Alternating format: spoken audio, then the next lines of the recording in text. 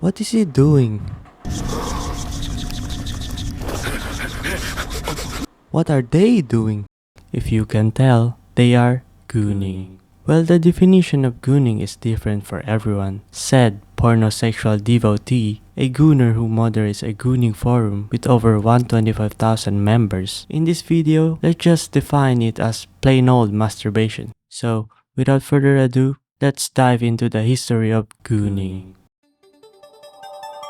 Let's really go way back when times were simpler. Long before human civilization, masturbation was a fixed biological trait. Masturbation occurs in a wide variety of animals, but is especially common among primates, and even more so in primates in captivity. Evolutionary biologists have traced masturbation back at least 40 million years ago, with the common ancestor of all monkeys and apes. It is observed in nearly all primate species today. The two main theories explain its persistence are: post-copulatory selection hypothesis. Masturbation may help males clear low-quality sperm and improve the quality of sperm available for mating, increasing reproductive success.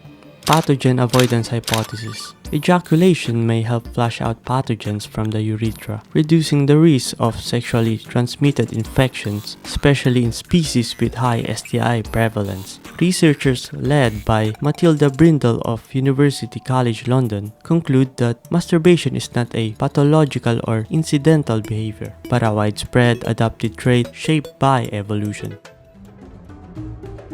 The ancient views were surprisingly diverse, ranging from sacred rituals to class-based taboos. Ancient Sumerians and Egyptians viewed masturbation positively, associating it with creation and divine power. The Sumerian god Enki was believed to have created the Tigris and Euphrates rivers by masturbating, while the Egyptian god Atum created the universe through self-pleasure. These acts were seen as sacred and essential for maintaining natural abundance, with pharaohs even reenacting Atum's act annually to ensure fertile Nile floods. While the ancient Sumerians and Egyptians viewed masturbation positively, the ancient Greeks held a more conflicted and often a negative view. Masturbation was considered uncivilized, suitable only for slaves, barbarians, women, and satyrs, figures that are seen as lacking self-control and moderation. The verb defestai means to soften was commonly used, reflecting the perception of masturbation as passive and emasculating, while some philosophers like Diogenes of Sinope defended it as a natural act while masturbating in the market. He said that if hunger could be soothed by rubbing the belly, life would be easier. The elite Greeks associated it with weakness and immorality. It was frequently mocked in comedies, especially in works by Aristophanes, and linked to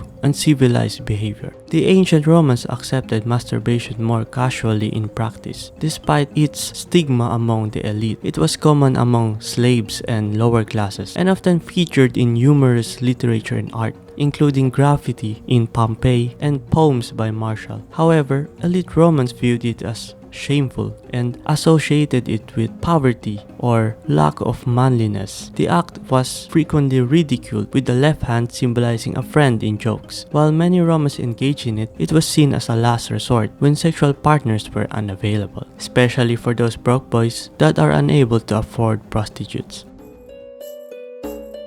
The Middle Ages or the medieval era was when masturbation went from being just a thing people do to being a major crime against God and nature. In Judaism, society forbid male masturbations based on a passage in the Torah. In Genesis 38, God commands Onan, the son of a powerful man named Judah, to marry his dead brother's widow, quote, and raise up seed to thy brother. The scripture says that instead, Onan wasted his seed on the ground to avoid contributing offspring to his brother. So, God killed his ass for that. Back then, people didn't have microscopes. They honestly believed that a man's sperm was like a tiny, invisible seed that contained a whole miniature human. The woman's body was just the dirt the seed grew in. So if you masturbated, you were essentially killing millions of tiny potential people. They viewed it as a form of mini-murder. Since most people couldn't read, the church used handbooks called penitentials. These were like price tags for sins. If you did something bad, the book told the priest exactly how to punish you. The price of masturbation was if you got caught or confessed, you might be told to eat nothing but bread and water for 40 days. If you were a monk,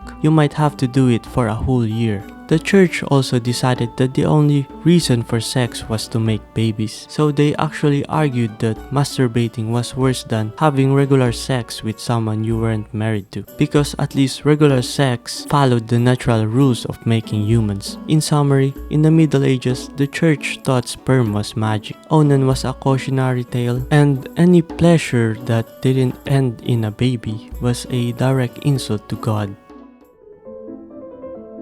In the 1700s and 1800s, the anti-masturbation movement moved out of the church and into the doctor's office. This is what historians call the medicalization of terror. Basically, instead of saying, "You go to hell," doctors started saying, "Your body will literally rot and fall apart." A Swiss doctor named Samuel Tissot became the most famous buzzkill in history. In 1760, he wrote a book claiming that semen was a precious essential oil that gave the brain and body its power. He argued that losing just a little bit of this oil through masturbation was 40 times more draining than losing blood. He claimed that if you did it, you would get pimples, go blind, lose your memory, become a human vegetable, and eventually die a slow, painful death. Before Tissot, a weird pamphlet called Onania was passed around London. It was filled with fake letters from dying young men who claimed they were losing their hair and their minds because they masturbated. At the end of the pamphlet, the author offered to sell a magic powder for cure. It worked so well that people started believing the fake symptoms were real medical facts.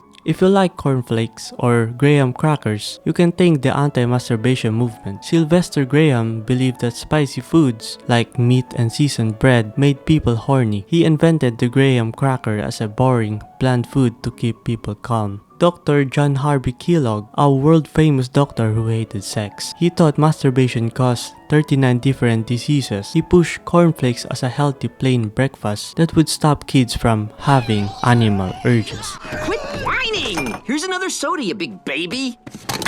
Because doctors were convinced this was a deadly disease, they invented terrifying medical devices to stop it. If a kid was caught, parents might use a cage underwear, spike rings, and in extreme cases, doctors would actually perform surgery without numbing the area, believing the pain would teach them a lesson. You might ask why, and why the fuck? Well, it's because during the Industrial Revolution, society was obsessed with productivity. They thought that if you wasted your energy on yourself, you wouldn't have enough energy to work in a factory or build a nation. In the 1900s, the world finally started to wake up from the medical horror show of the Victorian era. This was the century where masturbation went from being a deadly disease to just a normal, boring part of being human. At the turn of the century, a doctor named Havelock Ellis published a massive study. He was the first to look at the facts instead of the essential oil myths. He basically said, "Look, I know plenty of healthy, successful people who do this, and they aren't blind or crazy. If you aren't hurting yourself, then you are fine." Sigmund Freud, the father of psychology, moved the conversation from the body to the brain. Freud didn't think you would die from it, but he did think it was childish. He believed that as people grew up, they should move on to sex with partners. While he didn't fully give it a thumbs up, he helped stop the physical terror. People stopped wearing spike cages because they realized their essential oils weren't actually leaking out. If there is one person who saved masturbation, it's Alfred Kinsey. He interviewed thousands of ordinary Americans about their sex lives and published the results in the famous Kinsey reports. The public thought masturbation was a rare, shameful secret. Kinsey's data showed that almost everyone was doing it. It's hard to call something abnormal when 9 out of 10 people are doing it. This destroyed the idea that it was a mental illness. By the 1960s and 70s, the sexual revolution, the medical world had seen enough evidence. The American Medical Association, AMA, officially declared that masturbation was a normal part of human development. By the end of the century, the conversation flipped 180 degrees. Instead of looking for ways it was bad, scientists looked for ways it was good. Researchers found it helps with sleep, lowers stress, and for men might actually help prevent prostate cancer by keeping the pipes clean. So it went from a mini murder to a death sentence to a wellness habit. So yeah, that's pretty much it. Like and subscribe.